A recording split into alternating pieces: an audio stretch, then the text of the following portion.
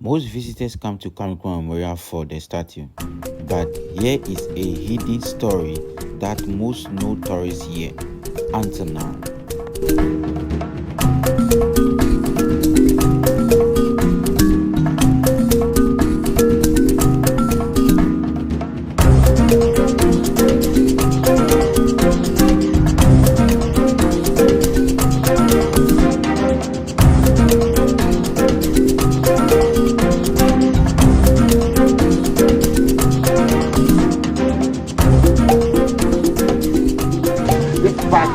Was for our colonial masters, the British, to play their beautiful politics. So unfortunately, we the black people on our own land, we didn't have access in the privilege.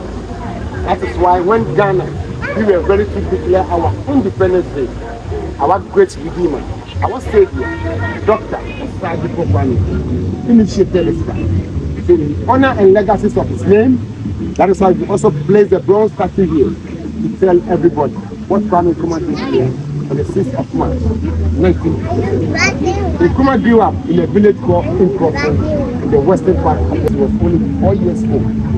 So the mother enrolled Kwame Nkrumah in the Roman Catholic Basic Elementary School, which he also developed one of his children well. At the age of 16 years, he was a people's teacher. Further his education at the Achimota Training College, and later gained admission to attend Lincoln University in Pennsylvania, US, which was graduated of 2 degrees, sociology and philosophy. In 1942, he went to London to attend the London School of Economics for Britain. In 1945, the same London, they organized the Pan-African Congress, which Kwame Nkrumah saw W.E.B. Du Bois, who inspired him to join the Pan-African movement. In 1947, Nkrumah was invited back to Gold Coast by a American, and they were all arrested in that city. As they were released in that city in 1948, Kwame Nkrumah left the UPCC to form his own party in 1949 at the convention of the People's Party. The British followed Kwame Nkrumah's path. 1950, they got him and arrested him, captured him, put him to jail at the Marshall Hospital for political activity. He was jailed for 3 years. The people of Gold Coast protested for Kwame Nkrumah's politics. So the British came to conclusion that the nation was a Kwame Nkrumah win the election. Kwame Nkrumah won 34 seats once again. So that means the people of Gold Coast needed Kwame Nkrumah for him to be our first prime minister. So instead of him to spend 3 years in jail, he spent only a year and 3 months. He was automatically released to become the first prime minister of Gold Coast in 1950. So in 1957, this session, where we couldn't come, where we couldn't touch, Kwame Nkrumah came here with all the 50 people of Gold Coast behind him as we declared the nation's independence and also changed the name of Gold Coast to Ghana. In 1961, Ghana became a republic. 1963, Dr. Kwame Nkrumah went to Ethiopia. They were forming the Organization of African Union. Kwame Nkrumah played a majority role in it. In the year 1966, Kwame Nkrumah traveled outside the country to a diplomatic mission in North Vietnam. As soon as Nkrumah left the country, the people of Gold Coast protested for his coming back. Unfortunately, he did not come back because the police and the soldiers came in together to take a coup d'etat against Kwame Nkrumah. As he received the message on his way, he could not come back to Ghana again. So he went to serve as in Guinea-Conakry. Sekou Touré was the former president of Ghana. He honored Kwame Nkrumah as co-president. That's also Kwame Nkrumah got the privilege and the mandate to lead the country from 1966. And he ruled Guinea-Conakry from 1966 till 1971. The following year, 1972, our great redeemer became peer of State Council. So he traveled to Romania, Bucharest, to treat himself. But unfortunately, on the 27th of April, 1973, our great redeemer couldn't make it and Kwame Nkrumah died. As Kwame Nkrumah died in Romania, Bucharest, he was the only person whose body was buried for 3 times in Africa. First one was in Guinea-Conakry for 3 solid good months. And his mother Madame Elizabeth Nyaneka. She was 102 by then. So she insisted the body of her beloved son. So they took Kwame Nkrumah from the ground, which they embalmed the body, which was placed in a metallic coffin straight to the mother's hometown in Kwame. Kwame Nkrumah is a great person in life. So people around the globe, around the world, wanted to see his body. So close for 20 years, his body was for public view in the western part of Africa, Ghana, in Crawford. In the year 1992, our former president, Flight Lieutenant J.J. Rawlings, said, now Kwame Nkrumah's body needs to be buried for the final one. So he brought Kwame Nkrumah to bury him here in 1992. This was how Kwame Nkrumah is buried for the last time and for the third time. When you look at where he was very much well, when you look at it very carefully, it looks like a tree that is growing that has been cut short. Meaning that Kwame Nkrumah's idea was to unite we all Africans and make us one nation. But unfortunately, he died on the road. That is why the tree of Nkrumah couldn't grow to 80 months. When you also look at the edges, it also looks like a machete or a sword that has been turned upside down.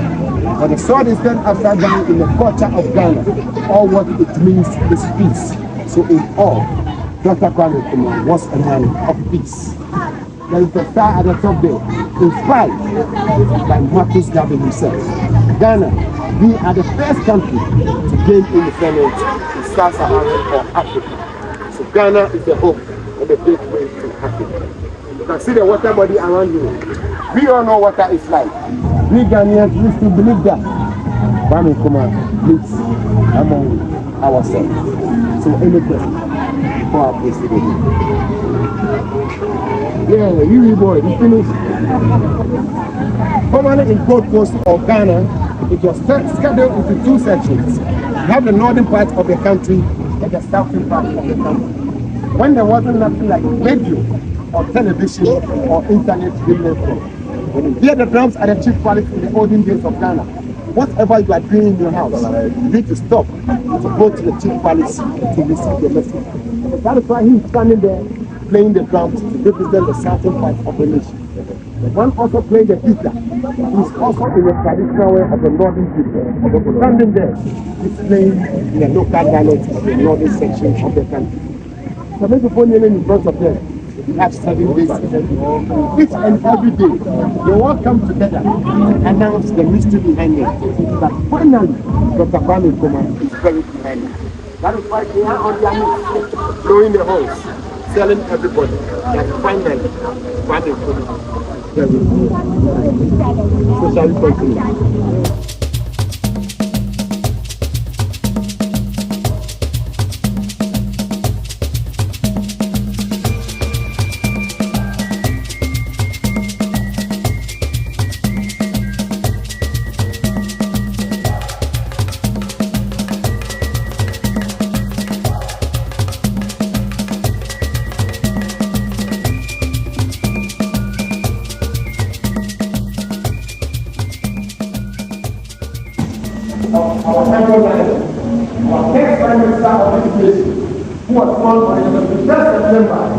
1909 and died on the 7th of April 1972. So in stretch, our Cameroon was 62 years old before he died.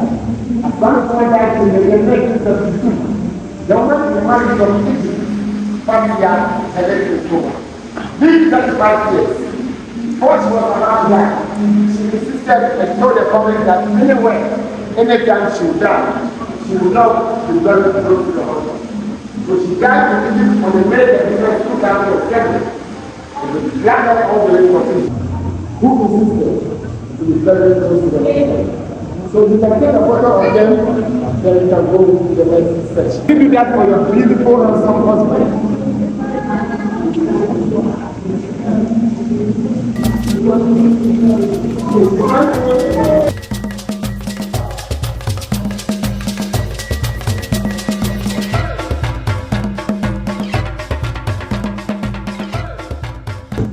1966, our great leader, Dr. Osagyefo Kwame Nkrumah. The Osagyefo is a title given to a person, meaning a redeemer or a savior. He left the country to to a diplomatic mission in North Vietnam. As soon as he moved, the police and the soldiers came in together to destroy most of the properties of Kwame. So this statue was standing right opposite us across the street. It's the old Parliament House properties. These statues came down that time. So that caused this statue like this. So as they were doing it, a patriotic citizen took this head, a lady. She ran away with it. She kept it in her home close to 40 years. And that year, the police and the soldiers were angry, entering houses. Anybody with any property of Kwame Nkrumah, either you be shot dead or you be killed. So that woman who took this head, she is still unknown in most person.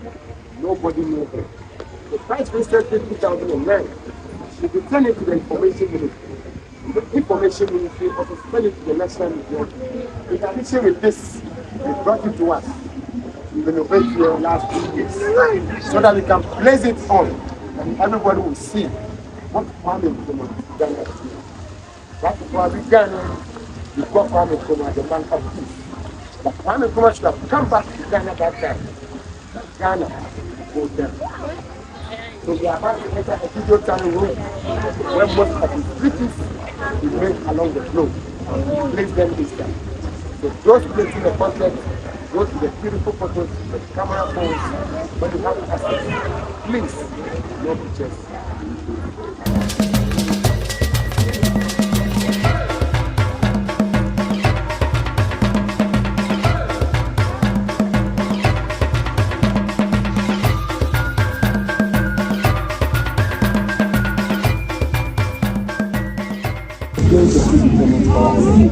The yellow one has rich minerals.